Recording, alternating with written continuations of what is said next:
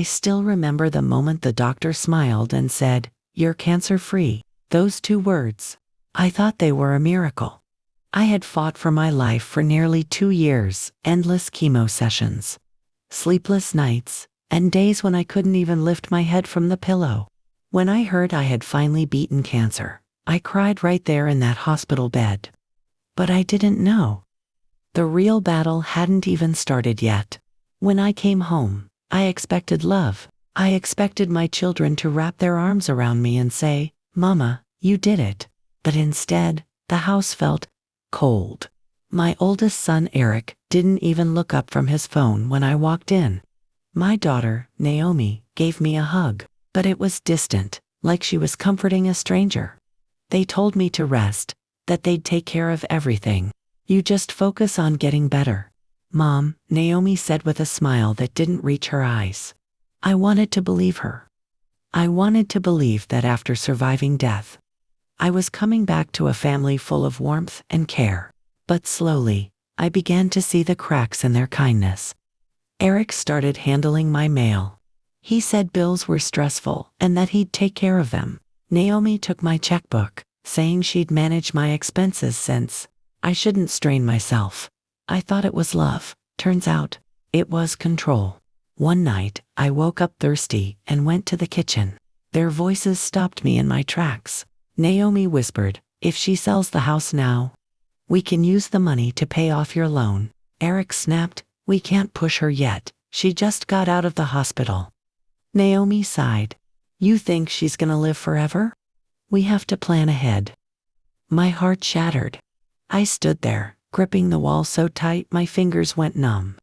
My children, the ones I sacrificed everything for, were already planning my end before I'd even had a chance to heal. That night, I sat in my dark bedroom, my hands trembling. I remembered every prayer I whispered during chemo, every tear I shed begging God for another chance, not for wealth, not for glory, but for them, for my children. And now I realized, the disease that almost took my life wasn't the deadliest thing I'd ever face. Cancer attacked my body. But greed, my children's greed, was after my soul. At first, it was little things, things that didn't seem harmful. Naomi started doing the grocery shopping. Eric began paying my bills online. They said they wanted me to rest and stay stress-free. I thought, maybe this is their way of showing love. Maybe they're just trying to protect me after everything I'd been through. But protection soon became control. One morning, I asked Naomi where my bank card was. She smiled sweetly and said, "Oh, I keep it safe now. Mom, you don't need to worry about money. I handle everything." Her tone sounded like comfort. But her eyes didn't. They looked distant, calculating. Days turned into weeks. And I realized I had no idea what was happening with my own finances. My mail disappeared before I could see it. My phone bills, hospital statements, insurance papers, all were taken care of. I was living in my own house like a guest, trapped in a bubble of fake care. When I tried to talk about it, Naomi would change the subject. "Mom, you're overthinking again. It's the medication," she'd say softly. Eric would nod, his voice low and controlled. "Yeah. Mom, you should focus on your health. Don't stress about the small stuff." But something inside me whispered, this isn't love. Then one day, my friend Martha came over. She's known me for 40 years, and she could read my face before I said a word. "Mary," she said, "why do you look so scared?" I told her everything, how my children managed all my money, how I wasn't allowed to check my own mail.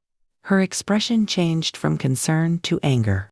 "Baby, that's not help, that's control. You need to see what they're doing." That night, I waited until everyone was asleep.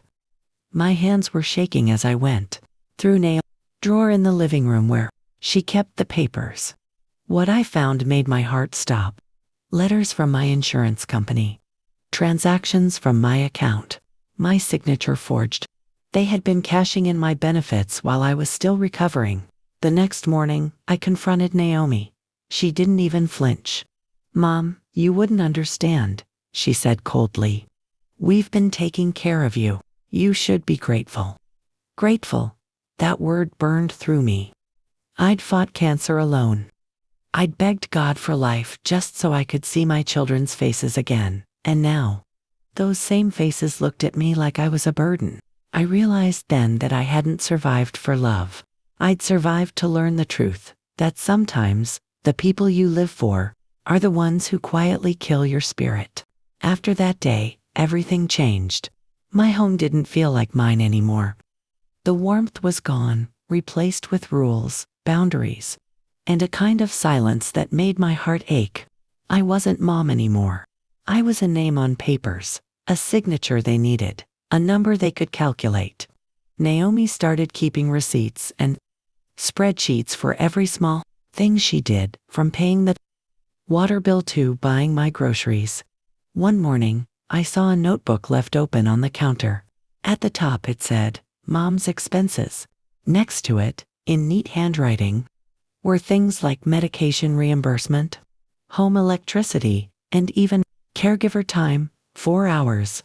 She was charging me for taking care of me.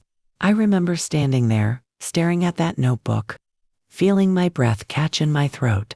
My daughter, the baby I once held through fever nights, the girl I taught to pray when she was scared, had turned my care into a business. Eric wasn't any better.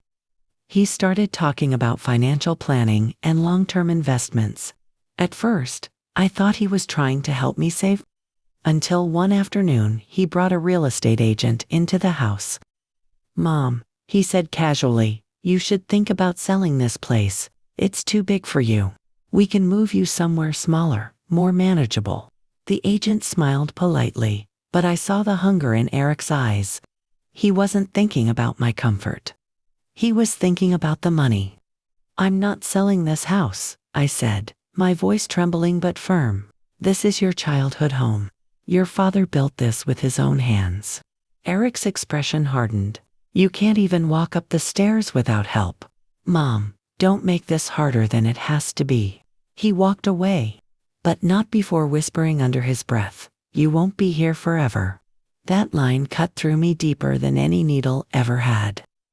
That night, I sat in the living room staring at the family photos on the wall. Pictures of birthdays, Christmas mornings, graduations, moments full of laughter.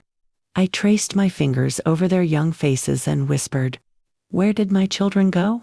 It was then I realized, cancer had taken my strength, but greed had taken my family. They didn't see me as a mother anymore. They saw me as an opportunity, a bank account with wrinkles, a life they could cash in on. I thought survival would bring me closer to my children, but in surviving, I became their biggest inconvenience. Love, in their world, had an expiration date, and mine had just expired. I tried to stay quiet, tried to believe that maybe they'd come to their senses, that maybe I was just imagining the greed. But lies have a way of showing their faces, and soon, I couldn't hide from the truth anymore. It was a cold Sunday morning when everything fell apart. I had woken up early to make pancakes, something I hadn't done in months. My hands were weak, but I wanted to feel normal again.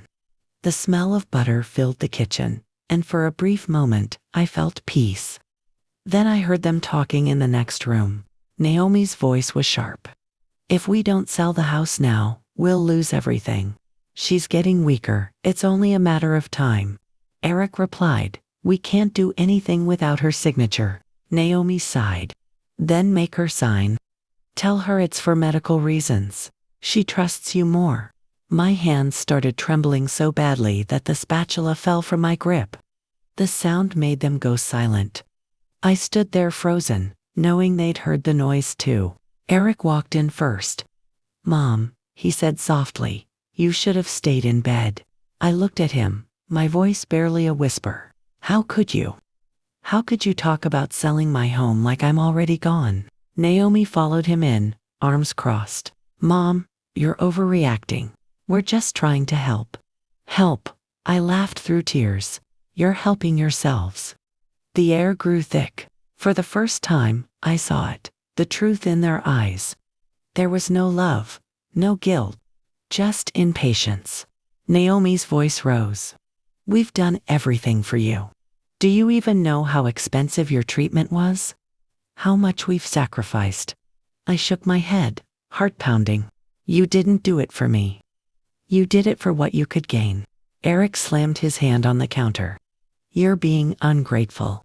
We've kept you alive, Mom. That word ungrateful echoed in my mind like thunder. I looked at my son, my daughter, and felt something inside me break. I fought for my life, I said slowly. I begged God for more time, thinking I still had love waiting for me here. But maybe I was fighting for nothing. Naomi rolled her eyes. Don't be dramatic, Mom. You always make things bigger than they are.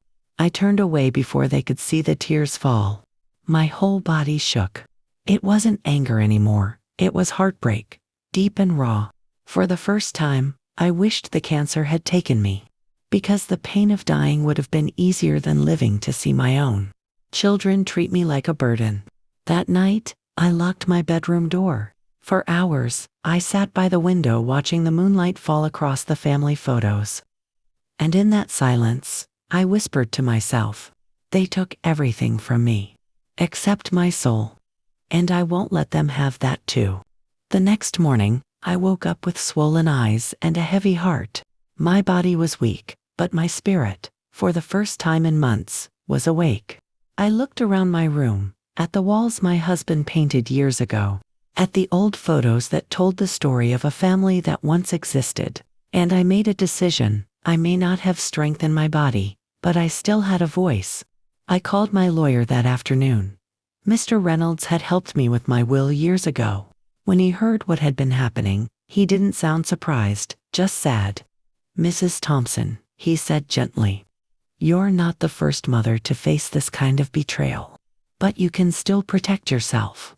He helped me take back control of everything, my finances, my property, my medical rights. Quietly, without telling my children, I signed documents to ensure that no one could touch my assets without my permission. And then, I made one final decision to move out of that house. When I told Eric and Naomi, their faces turned pale. What do you mean you're leaving? Naomi snapped. I'm moving into a senior community, I said calmly. A place where I can live in peace. Eric tried to talk me out of it, his voice trembling. Mom, you can't just... I interrupted. I can. And I am. You two have taken enough from me. Naomi's face hardened. So you're just abandoning us? I smiled sadly. No, sweetheart. You abandoned me the moment you started counting my money instead of my blessings. They didn't say a word after that. For once, they couldn't twist my heart. I packed my few things, a photo of my late husband, my Bible, and the blanket I knitted during chemo, and walked out of the house I'd built with love, leaving behind the children I'd once believed would protect me. In my new home, I found peace, real peace. There were people there who smiled without expecting anything in return. I started painting again, gardening, even volunteering to talk with other cancer survivors.